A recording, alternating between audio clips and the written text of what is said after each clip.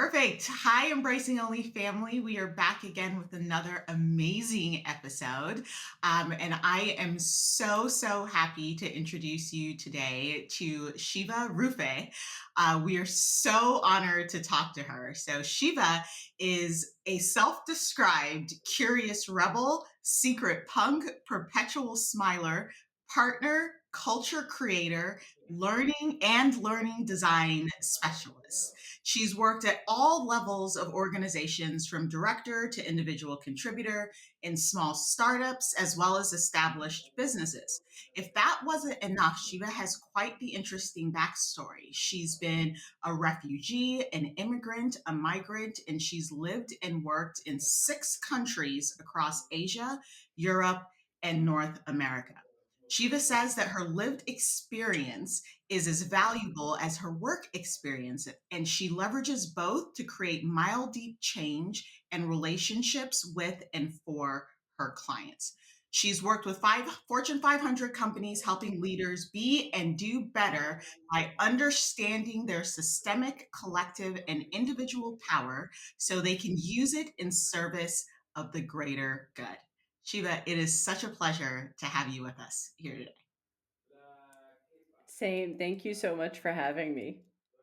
Amazing. So we'll jump right into it here because I have a ton of questions about your absolutely spectacular work. But I guess I'll start with this one. For a lot of us, we kind of get stuck in the corporate machine. We never find our way out of it.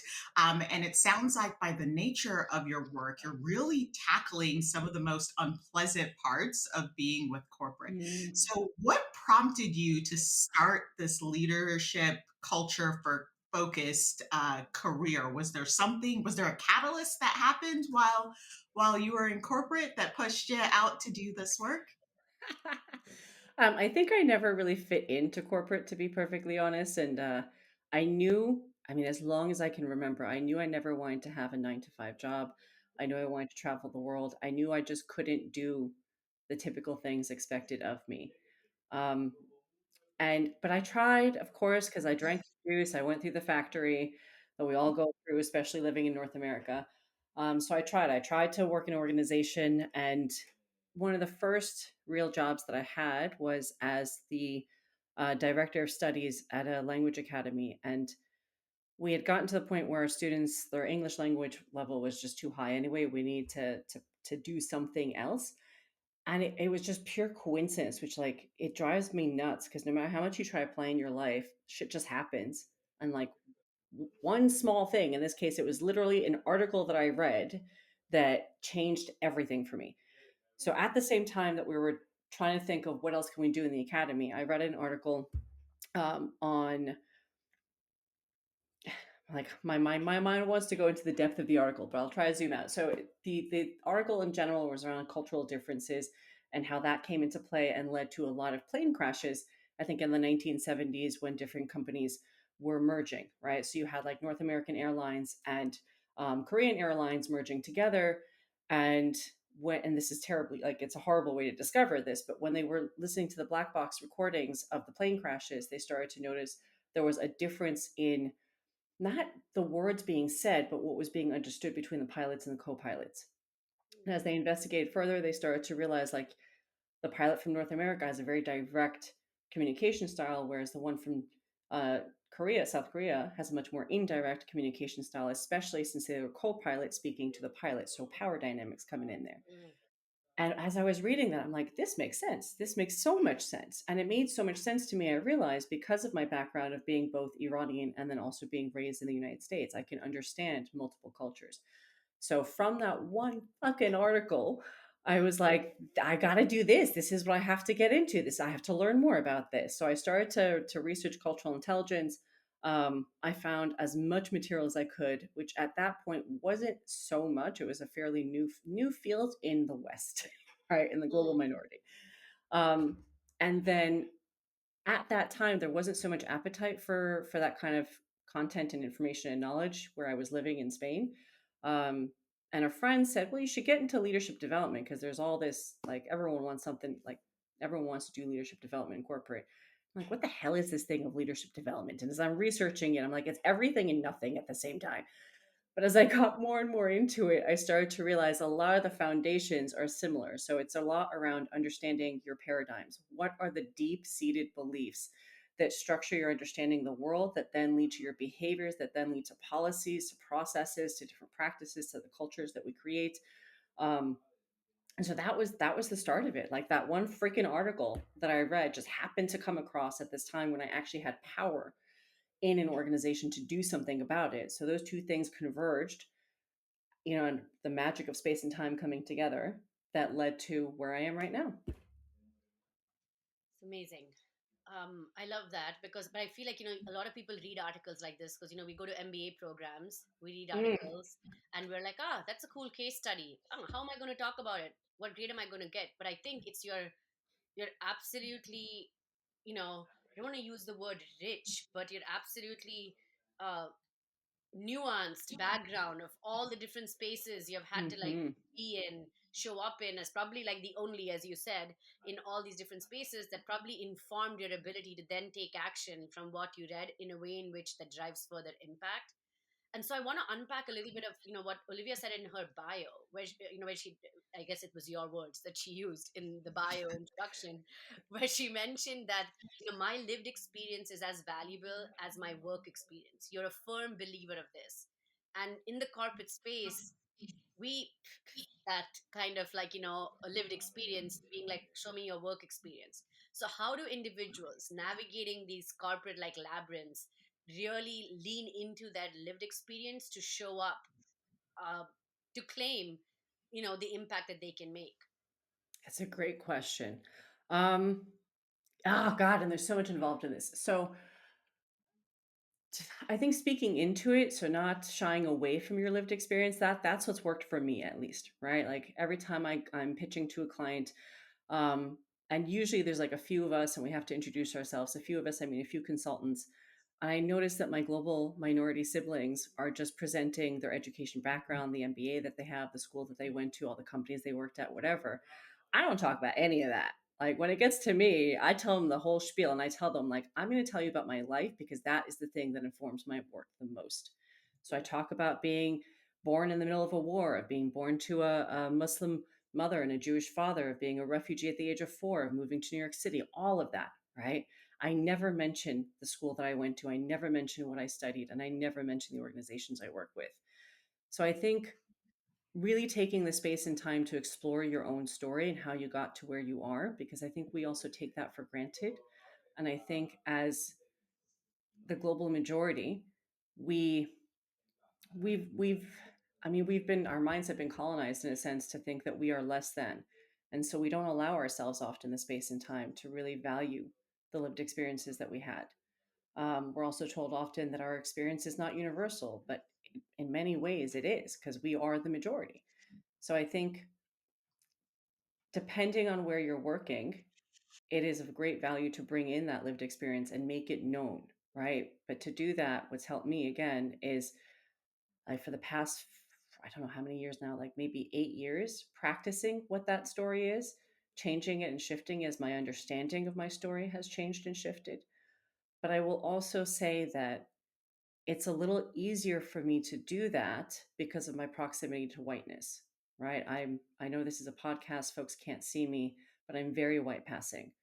I've got green eyes, I've got much lighter skin. In Europe in general, I'm not seen as something exotic. I'm just seen as something unique and different. Um, and so that does also help. So I have no idea if that's actually answered your question or not. Yes, of course it did. Of course it did. It's, I think it's the part about what is your origin story. Getting understanding that Yeah. is so critical. I'm absolutely on my journey of figuring that out because contextually your origin story needs to be delivered different ways, Yeah. piecemeal differently. Because I remember Olivia, myself, and I were myself. Olivia and I were on a podcast together with a gentleman called Steve in for Race for STEM, and he's like, "Oh, Olivia, give us a little a bio about yourself." And Olivia was like, "Boom, boom, boom." And here she was like, "Archita, share a little bit about yourself." And I was like, "Blah blah blah, glee, glee, blah." And the sun is shining, and then I just like sat with that, and I was like, "Girl, don't vomit over people," Like, and it's not about being perfect and saying just all the right words at the right time, but it's like, how do you convey it in a way in which that feels safe for them to receive it, right? Because there's a lot.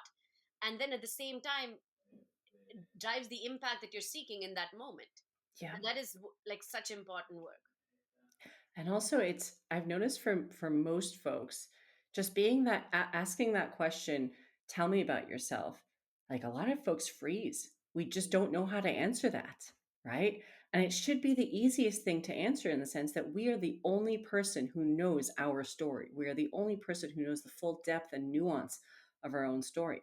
So it's taking that time and space and giving yourself credit that your lived experience is valuable. Like I, mind you, I also personally think that it's like how do I say this in a way that is not triggering? I don't believe in formal education. I don't believe that that is the best thing out there. I don't think that's a measure of our worth or our value. I think that's something that society has put on us. And when I made that mental shift, it was a lot easier to speak into my story and let that be my credibility than whatever certificates or degrees I have. Shiva, I have so much to unpack. I'm like, how much time do we have? Because you've already said a couple things. This is why I love this podcast because I feel like we meet such fascinating people. And sometimes we have these impressions that our comments are not going to be received well, when in reality, there's more of us that secretly align than, than we realize, right? Well, let's dial it back just a little bit because you said quite a mouthful. I think first I want to dig into most of the people in our audience that listen to this podcast are in some phase of their either corporate journey or their transition out of corporate into doing something themselves. Now, I'll speak more about the people that are in their corporate journey. I think Archita does more on the helping people pivot side of things. But something that you said, you read one article and Hmm. was like, holy crap, I'm interested. And you were able to, I don't know if this was quick or not for you, you'll have to tell us, but you were able to look back at your life and be like, holy crap, this aligns perfectly. Mhm. I'm going to go chase this rabbit. Right? You Yep. allowed yourself, you trusted yourself, I think is the word that I'm looking for, to embrace this passion and turn it into the next chapter. So, for the women that are out there that may have these passions, but they don't have the courage to step out of what feels safe and comfortable to chase the rabbit, as I like to call it, what would you say to them? Another great question. Well, I'll share how I did it. I wasn't financially safe enough to like just run with this by myself, right? Like I couldn't quit my job in a second and just go off. So I looked at the resources I had within me, right? So exactly as you said, Olivia, like looking back at my life, I'm like, holy shit, all this makes sense. Like my entire 30 plus years of life is like fits perfectly into understanding this one freaking article. But then I also looked at the resources I had immediately accessible to me. Again, it helps that I was in a position of power in the organization, right? I was the one responsible for designing the programs that we would be pitching and selling to our clients. So what I did was I was like, all right, I'm going to use this opportunity as my own internship in a sense, right? I'm going to investigate this. I'm going to research as much as I can online. I'm going to do all the readings I can. I'm going to read all the books, sign up for courses, learn a little bit more. And I'm going to develop a curriculum for this and then pitch it to my clients. But I am also going to pitch myself as the trainer, which was not normally what we would do. We would present different faculty to do this, but also looking at my faculty, I'm like, I don't think we got anyone really who can do this. So it is the best option for the organization, and it's also a good option for me. So it's like I used to unfortunately be in that mindset of just giving everything for the company and not taking anything for myself, and that's something I had to learn to change as well. Like this is a give and take, right? This is a financial transaction. um, Part of it is like I am giving you my work and labor in exchange for money to be able to survive and live, but at the same time you're getting a lot more than what I'm getting. So what else can I make sure I get from this transaction? So I developed the curriculum, I pitched it to the clients, and I told them I will be the one delivering it. I convinced my boss to do it, which was easy again because it was a small organization. He knew me very well. um, And then I was sent out into the field to deliver the program. And that was my kind of internship because I'd never delivered content like this before, ever. Mm. And also to make it ethical for me, I kind of convinced my boss, like, we're going to charge more than our normal prices, but we're not going to charge as much as what's out there in the market, only because I don't feel so comfortable doing that because I know it's my first time delivering. The clients don't need to completely know that detail, but but it makes it feel a little bit more ethical on our end. So I spent the next, I don't know how many years it was at this point, but like the first iteration was we had 20 hours a week divided into two. So we had 10 different groups every week coming in for a period of 3 months to do this. And we just did that on rotate for several years because the client loved it so much. Mm. And so then by the time that I finished doing that project, which I think was minimum 2 years, um, I was like, I could do this, right? I can take this out. I can leave the workplace if I want to, or I can go to another workplace and take this rich experience with me. And in the meantime, something else that I did was not just the delivering of not just doing this new project, but it was also meeting other people who are also working in cultural intelligence, going to the different conferences, pitching to speak at the conferences, just trying to make myself become a name in that sphere. And then so that if and when I decide to move forward with this, like take that rabbit hole and bring it out into another organization or out into the world, I will be known for it in some way or another. So again, just using that experience as my own personal paid internship, to learn and to get something more for myself than just the money I was receiving. Mm. Absolutely love that. I love how it's kind of a bridge plan, right? Yes, You're like, I yes, know where I'm going. Here's my bridge. Here's what I want out of this. And I think it's so important. I'll move on to the next topic after I say this, but I think it's so important that with every step you took, it was very intentional. yes. You knew exactly why you were doing it, what you were getting out of it, and that it was a step closer to your end goals. Ladies, pay attention. Pay attention here. Okay. Okay, so back to another comment that you made here that I'm just like tingling to ask you about. So you made the comment that you're white passing Hmm. as health, which obviously means that you have observed non-white passing folks, maybe trying to do the same thing, maybe having adjacent experiences. Can you talk a little bit about why you specifically chose to call that out? What prompted that? And maybe what you've seen in your work, and any tips or tricks that you would have for our listeners that aren't white passing on how they can excel in a similar fashion? Mm, I will do my best. I mean, I am white passing, so I don't know how much I can speak into what will work for someone who's not white passing. Um, but I'll share what has worked for me when I have been the darkest person in the room, Mm. which, again, if y'all can see me, that's saying a lot because I'm pretty freaking white.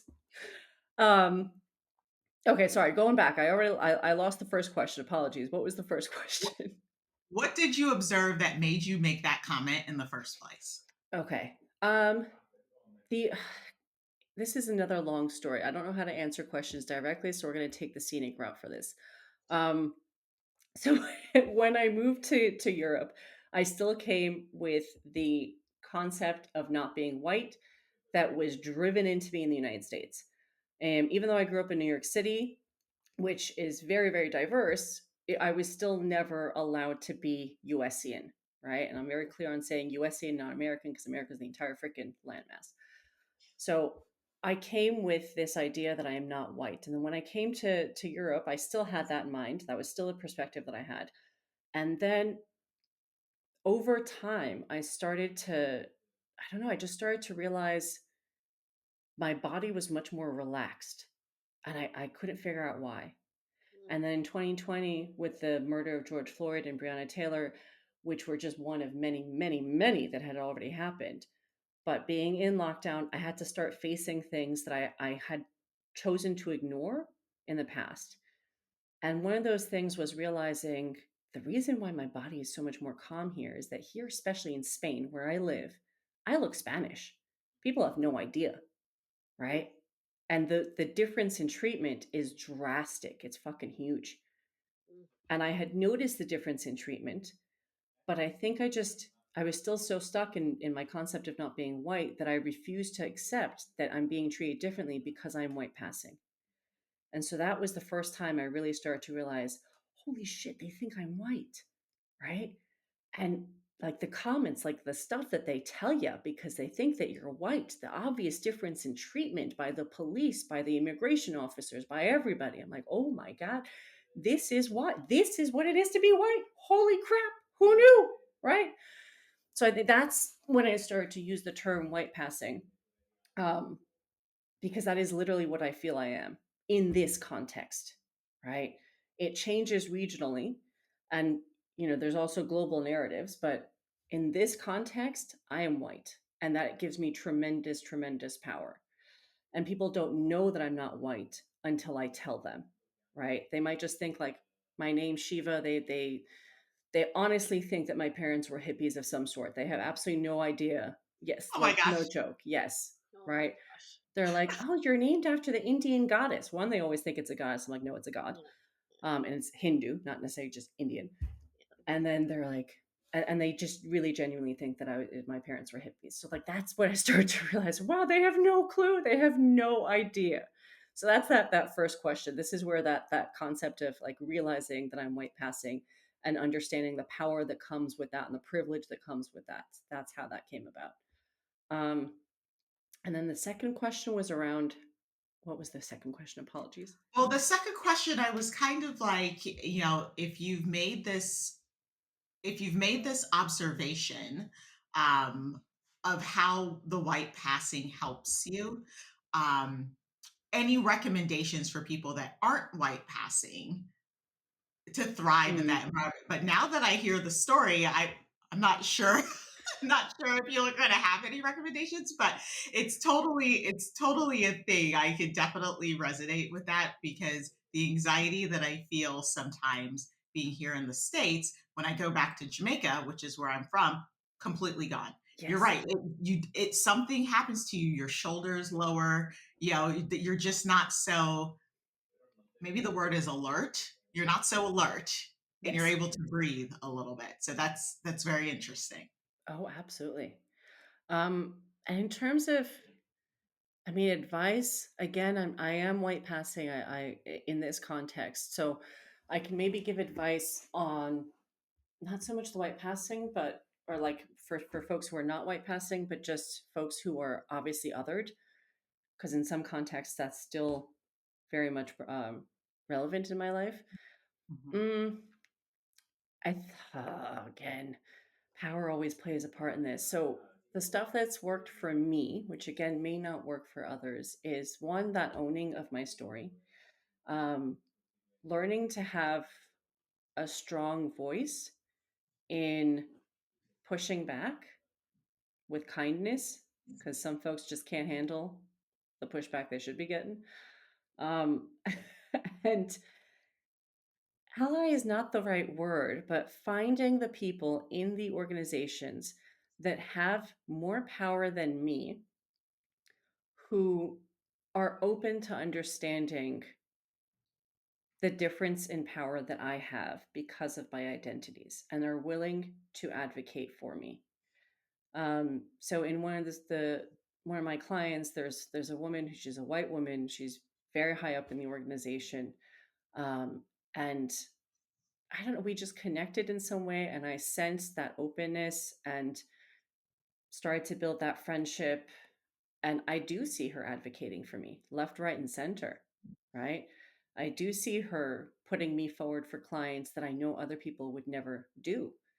I see her intentionally trying to be equitable in the way that she treats me, and the way that she tries to make spaces safe for me Mm. to think about me because I am the other person freaking almost always in these organizations.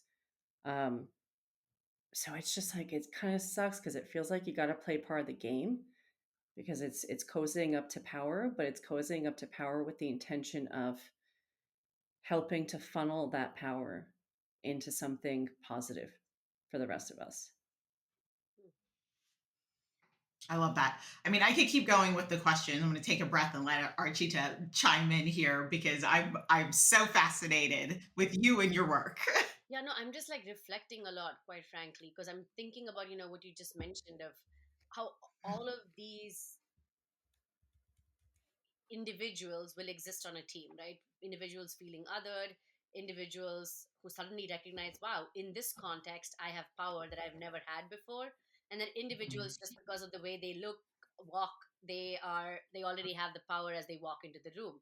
So as a leader of a team, there's that culture that's automatically formed as because of all these different actors that are present. How do you pay attention and actively ensure that these actors show up in a functional way and not in a dysfunctional way that continues to make the folks who feel othered and the individuals that suddenly have recognized their power be like, what would it feel like to use it, Mm. misuse it? Because this dynamic tends to happen and shape. So as leaders of teams, like, how do you pay attention to it? How do you first educate yourself Oof. and Yeah. then pay attention to it? So critical. It's a hard one. So I mean the that's a lifelong journey, right? Like there's no quick fix to this.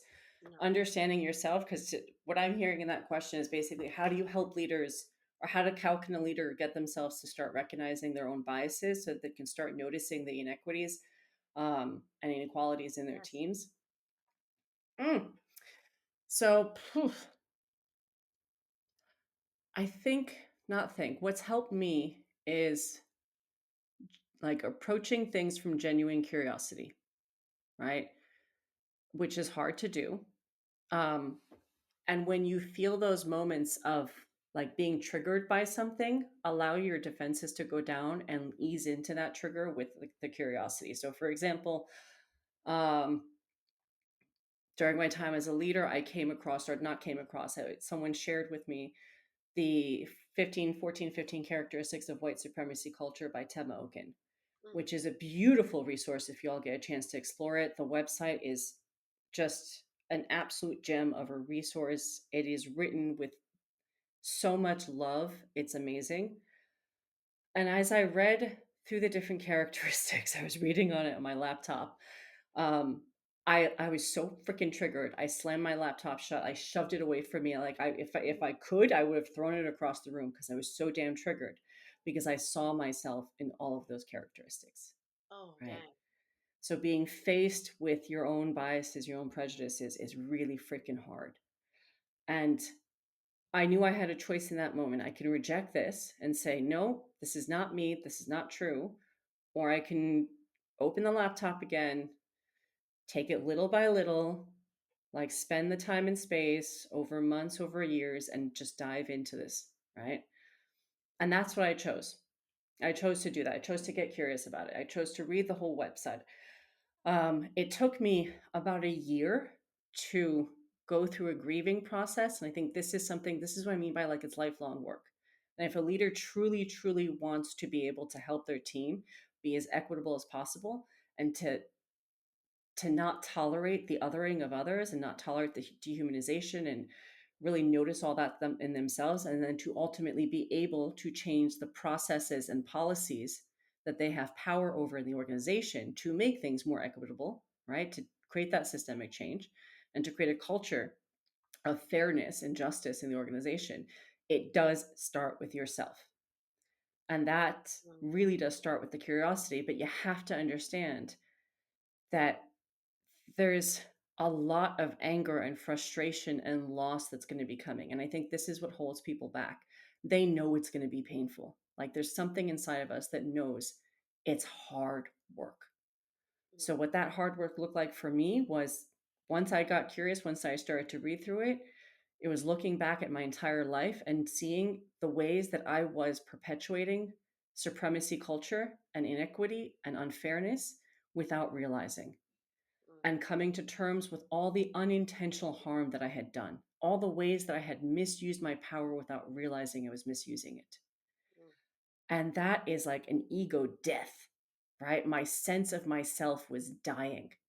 And Mm. that, like, We think that death is just a physical thing. It's not. So many things in our life die, and I needed to give the time and space to mourn that death. And it took me a year. It took me a year to mourn this idea of myself that I had built up. But and I made a lot of mistakes at that time. I still kept on getting triggered. I was like rushing into things because, you like once you realize something, you want to immediately make it better, and you mess up because you don't know. You haven't learned yet how to do things in a different way. So after that year of mourning, and like for other people, it might be less, it might be more, I started to actively think of what are the ways that I'm running my business, the team, the people I'm working with, my providers. What do I need to do differently? And there's no guidebook for this. There's no freaking checklist of this. There's nothing that tells you this is how to be a fair leader. It just doesn't exist. And so I had to make it myself. But another key part of this is not doing it alone. Like, you are responsible for doing it. That's what I mean by making it myself. But I'm not the only person going through this. So I started to speak to my providers. I started to speak to my clients. I started to speak with the people on my team, right? Having these conversations to understand in which ways have I not been equitable, in which ways are things not fair? What are you doing? What's working for you? Have you been through this before? And actively finding people in community. And by community, like my community is mostly online. So through LinkedIn, I found a ton of people who were speaking into this already and learning from them, and also paying them, not just learning for free, but paying them for that learning. So again, this is like the roundabout scenic route answer to the question, but because there is no clear cut answer to that. And that is the ultimate truth, Shiva, is that us attending a unconscious bias training, and then attending an unconscious bias training part 2, and then another allyship training part 3 doesn't give us the No, ability to say, check, check, check, I'm now walking spaces, and suddenly I recognize inequities around me. That exactly. is garbage. Like, that is such garbage. And I mean, I appreciate that organizations are doing the training to start the conversations, great, but that's just the beginning. That is just Exactly. like, point negative 15, right? Then you have got to do the work to then walk the path, Exactly. to then consciously recognize how am I interacting and acting in spaces. And everything that you shared, it just reminded me, and it triggered actually a couple of I different. see it. I see it happening, Sorry, my Archita. face is up in my face. But it's all good. It's good for the following reasons, because you spoke about ego death. I had my own ego death in 2021. So I went through an experience of bullying and harassment at work. And through that experience, I had to finally recognize what aspects of this behavior I am unable to tolerate. Right? Why is it so triggering to me that I feel bullied, I feel harassed? And so it was like a year before I even recognized I was bullied and harassed. I started having these conversations with myself, and I started recognizing, like, oh my gosh, I have certain behaviors like this, or I've had behaviors like this, because I was close to a kind of power that was very different from me, that didn't look like me, that didn't talk like me, but I was emulating the power because I thought that was the way in which to show up, right? Oh God, Which yes. was mental, it was crazy, it was ridiculous. And so when I had that reckoning, I made a list of people I perceived to have hurt in my early journey as a leader, and I called every one of them. And it was the hardest freaking thing to do. I don't know if I've told you this, Olivia, but I called every one of them. Maybe I have. I sat with two of them face to face where I apologized. And I didn't do this for a check mark for myself or a pat on the back, but I literally had to have my ego die to let go of those, like, behaviors that were toxic, that were learned toxic behaviors on my journey of leadership, that I had to unlearn for me to then accept that I should not be treated this way, Oh God. and to Yeah. then leave, right? And it was, and so when you said this, like, I felt every emotion as I was sitting with these individuals, because one of the guy, I will still remember it, he never expected that he would ever, I always was nice, because you can be nice, you Mm-hmm. can be a asshole, you know we're going to edit this word out, but literally, like, you can be great and you can be nice, but you can be the biggest jerk on planet earth. And I had recognized, like, as I was in this situation, three companies coming together, I was thrown in lead, And I was like, I don't freaking know what the heck I'm doing. Yes, I'm going to lead because I was meant to lead. This is what I'm supposed to do. Let's go. And so I did things that not probably, I was not proud of, right? And so when I went back to this individual, he's like, "Wow, you're actually apologizing to me." I and I was like, "Yes, I'm doing it not because I want your sorry, like I know your forgiveness. You don't need to forgive me. I'm not looking for any of that. I'm doing it to like say that this was not okay. You should never have to tolerate it, and please call this out if you can, if you feel like you can next time, right?" I thought I would never hear from this individual. And then, literally 1 month ago, they reached out to me to ask for a recommendation. Can you imagine? And I just was like, I am so glad you killed that ego. You went through that Hmm. process, not because they say to kind of, what is that called, heal bridges and all this jazz, but when you have wronged, when you have wronged people in your own journey of discovery, you still have a chance to go back and reconcile, like, irrespective of expecting anything back from them, reconcile with pieces of yourself that you can fix and heal and be better for others that you lead moving forward. I love all that. Can I jump in there for a Yes, second? I'm stopping now. My like, I thank you for sharing that. It's not an easy thing to share, and I love that you did that, that going back and apologizing. It's something I haven't done yet, and I say yet because it's been on my mind to do as well. I'm just trying to formulate for myself, like to get into words the things that I know I did wrong. But I might just go and have a blanket apology and be like, I know I did things wrong, and I can't pinpoint exactly what it is because my memory sucks. But I know I did not do well. I didn't do well by you. And another part of that is this thing that I was going to say I call ancestral leadership. It's not just my term. A lot of folks use this, and it's that idea of it goes both ways. So the way that we lead is something that we learned, right? We learned it from the people around us, and that's not just the bosses that we had, but also the people in our communities, our families, etc.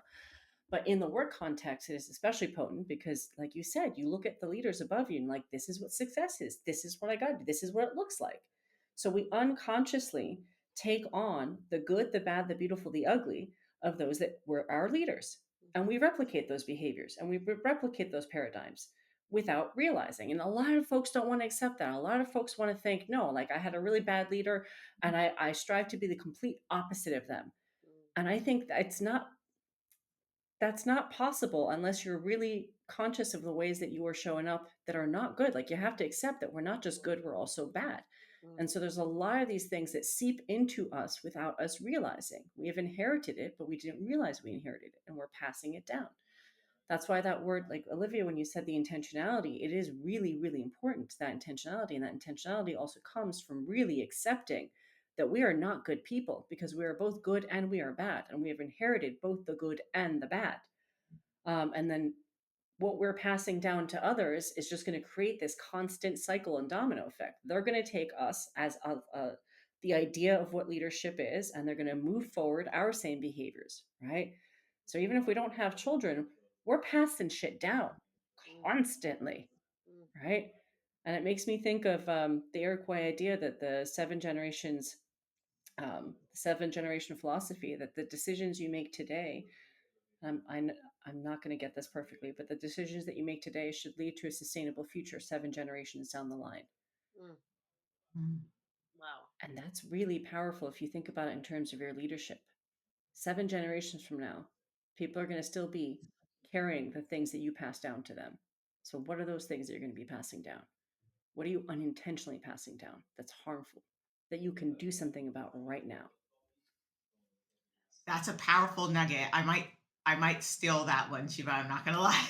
I think that one's coming with me to work, because that is so powerful. And I think leaders sometimes forget um, the weight that we carry when we assume these leadership positions. I tell people, from being a military leader to now in the corporate space, and then of course being in HR, it's quite remarkable to watch the impact one good or one bad leader can have on not only the organization but individuals as humans, right?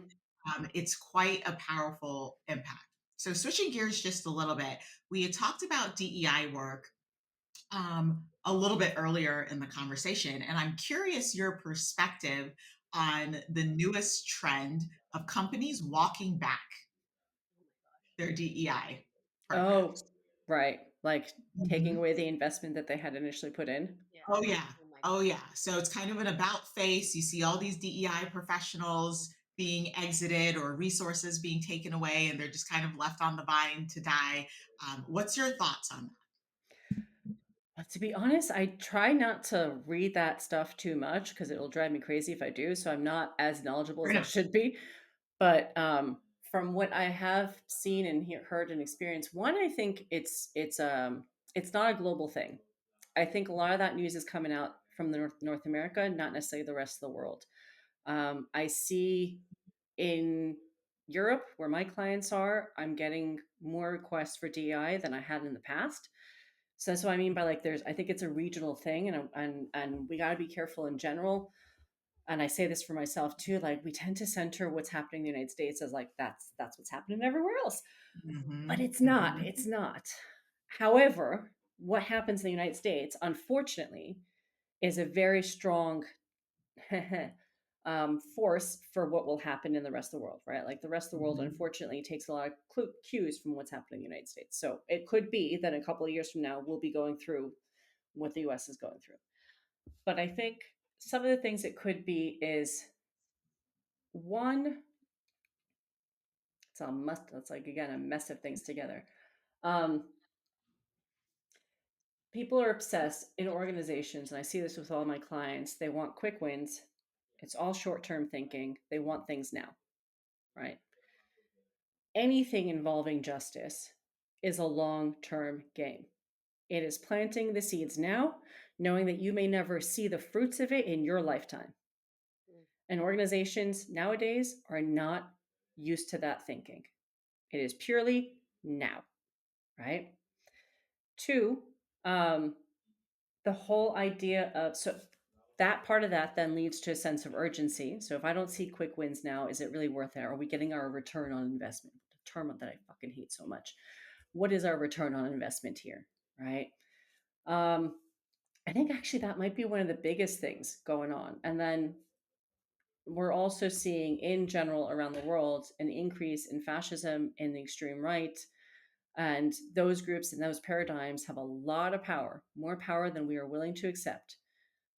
And they are very well organized, and they are very good at putting pressure on shareholders, which then put pressure on boards, which then put pressure on CEOs, which then it trickles down. So I think those are probably the two biggest things: that obsession with the short term, with profit now, where's the return on investment, um, and that the rise of the extreme right. And there was something else I was going to say in there. I forgot what the last thing was. But those are the two things coming to my mind right now. I think you make a good point. I think we do sometimes, and I'm guilty of it, right? Obviously, I'm in the thick of what's happening here stateside, obviously watching the trends very closely, and you kind of forget, hey, there's not everyone else is doing the craziness that's Yes. happening here. I think it's a super solid point. Okay, last question kind of on this this DEI, what's going on within organizations topic. There's been a concept that I think leaders tend to struggle with in the context of this work, and it's the difference between equality and equity. Hmm. And you hear a lot from maybe junior leaders, but there's a handful of senior knuckleheads that can't figure this out either. Um, and it's this desire to be consistent with your actions under the guise of, well, I just want to treat everybody Oh God. same. Mm. I know I make the same. I want to tip my desk over and throw myself into the canal every time I hear this. So I'm glad we all have the same Hmm. reaction to it. Yeah. Would love your thoughts on that whole concept. I mean, I can explain for me what the difference is between equity and equality, and why we need to have a focus more on equity. But I also want to talk about why we need to take a step further. So There's an image that I love to use, which I don't know if you've all seen. It's an image of a tree that's bent, right? So it's a big tree with a big green canopy, but the trunk of it is bent over, let's say, to the left hand side, and it shows um, two little figures standing on the ground trying to access the apples that are on that tree. Now, the figure that's on the left hand side, where the tree is curved down, has easier access to the apple than the figure on the right hand side, right? And then, so that's the idea of inequality, right? You have easier access to something than somebody else. The idea of equality would be, all right, um, let's give them both a ladder. And we're going to give them both the same exact ladder that goes to the same exact height. So you give them both a ladder, the same exact ladder. The one on the left hand side can reach the apples because the tree is tilted towards them, right? So they could easily pull the apple from the tree. The one on the right hand side, even though they have the same exact ladder, still cannot access the apples on the tree because the tree is just too tilted, right?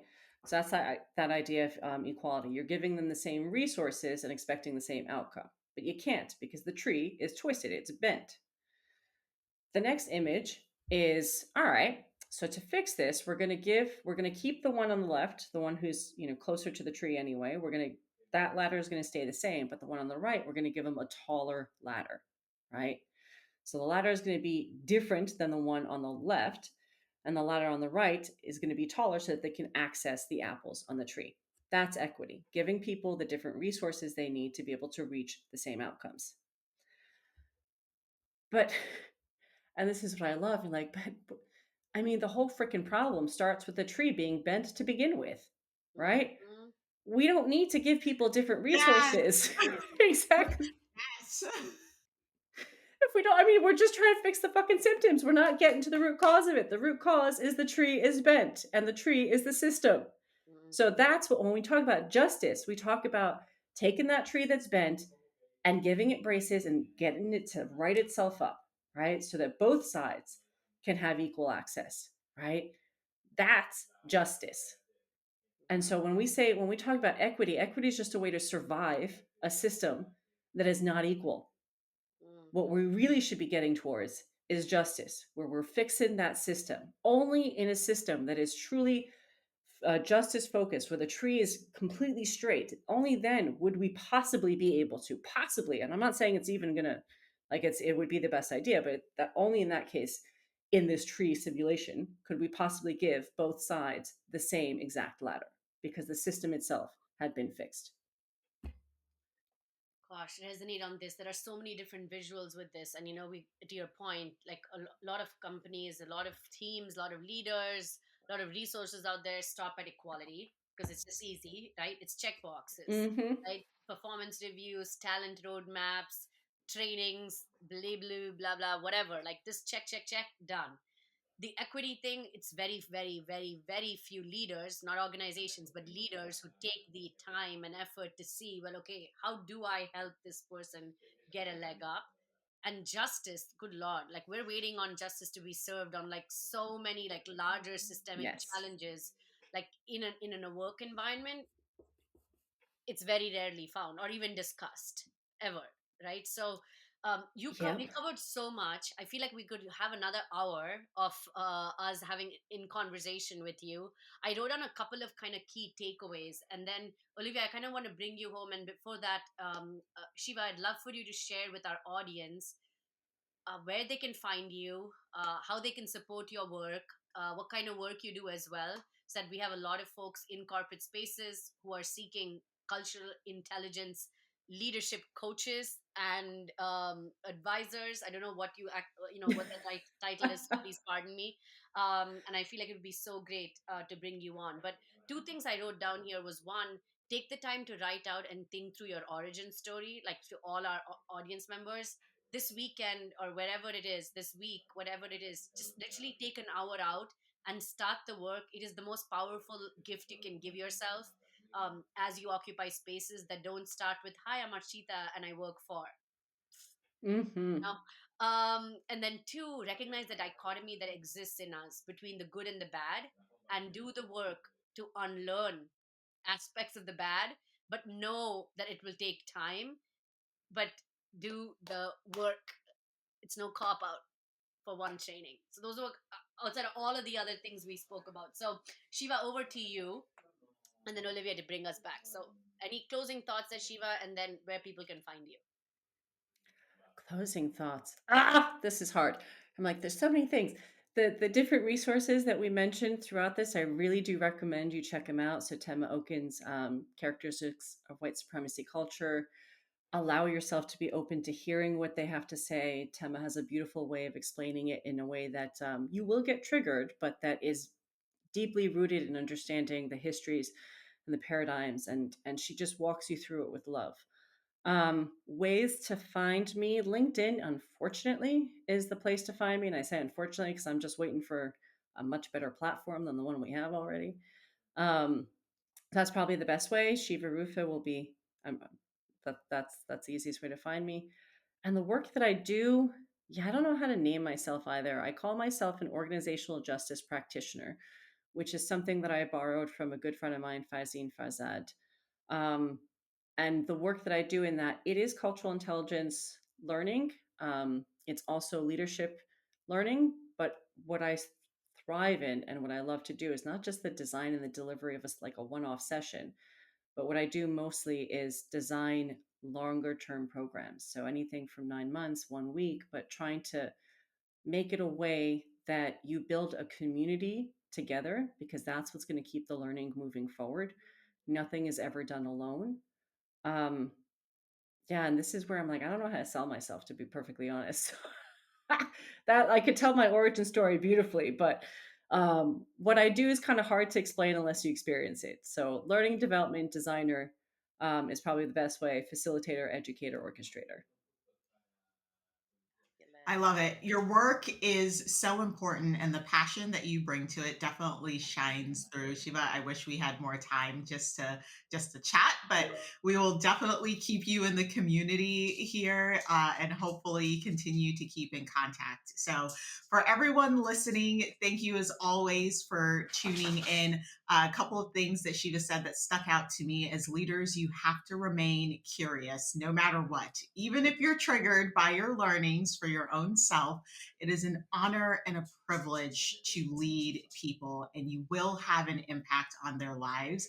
So the least that you could do is do a little work on yourself so that you don't pass down 7 generations worth of trauma. Oh my Okay. God. So, with that being said, as always, take care of yourselves and take care of each other. Until next time.